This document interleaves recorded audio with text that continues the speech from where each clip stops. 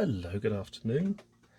And this week, once again, I have been doing a lot of tidying and sorting out things in the house. So I haven't really had much time to indulge in any hobbies. What I have managed to do is dig out my old processor collection. So, yes, admittedly, that does look a little bit weak when you look at that, and there's just two of them. But if I open this rather dog-eared roses tin, apart from a rather nice little poster there, a little card which I can put on the wall or mount somewhere, I also have a series of other CPUs. I have this, which I think was an original Intel Xeon. I have what I think is a Pentium 2. Speed unknown. Just having a look at the serial on the chip to see if I can see it. There is a possibility it may even be a Celeron as well, although because it has, I think these are cache chips, I'm guessing it is a P2 proper. This is a Pentium 3. That's an earlier Pentium 3 because it's mounted on the slot-in board.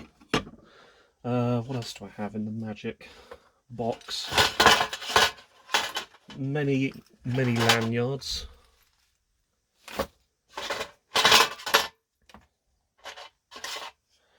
I have an original Pentium Pro.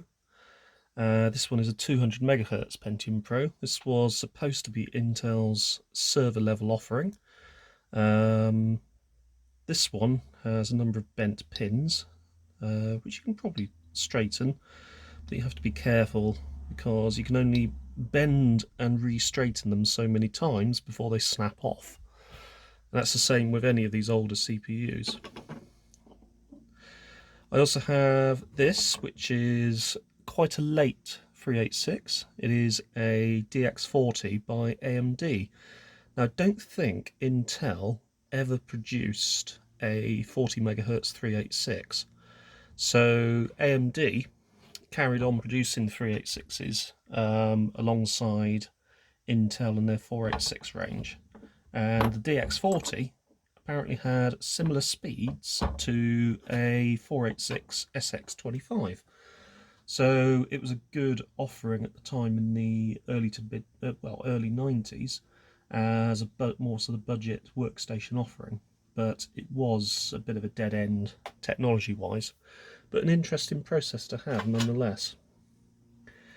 This is an AMD 286 clocked at 12 megahertz.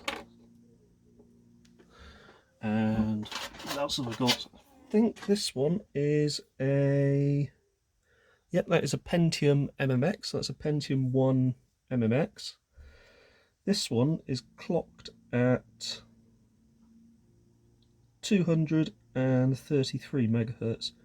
You can tell because if you look at the serial number, at the end of the serial number is the clock rating. So in this case, 233. So let me just work out where this would come in the chronological order. There should be a 486SX chip there as well, but I don't have one to hand. So those were sort of around the same time. Then the Pentium 2, Pentium 3, and sort of around that time, the Xeon. And what else have I got in the box? Bullet style fuses, popular in older 80s BMWs and Mercedes, also 70s models as well. A Nokia of some description. I'm honestly not sure what model this is.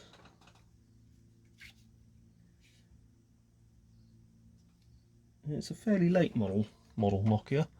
The battery lives, I think, under this panel here. I can't remember if you can get the panel off to get to the battery or not.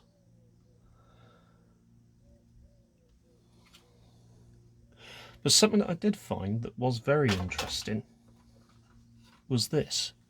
So in the early 2000s, there was a whole sort of rush to make MP3 players.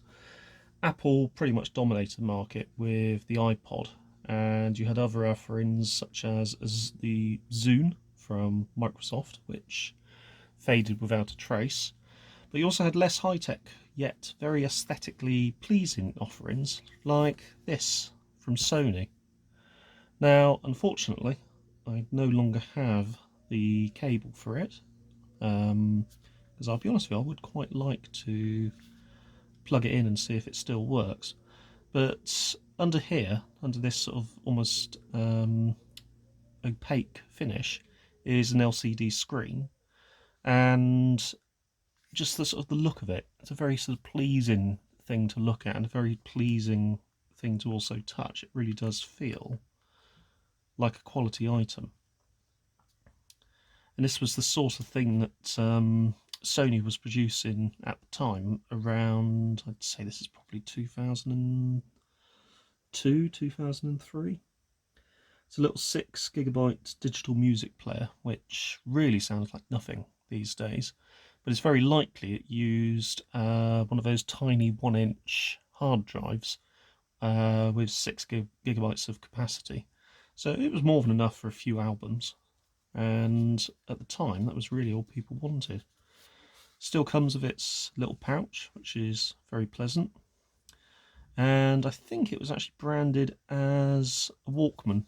So it was branded under Sony's Walkman product line. That's a little W there. So yeah, there we go. That's my little dive into things I've had in storage for ages.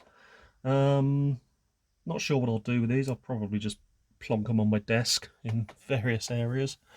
But this one, I would quite like to get the cable for it and actually get it powered up and see if it still works.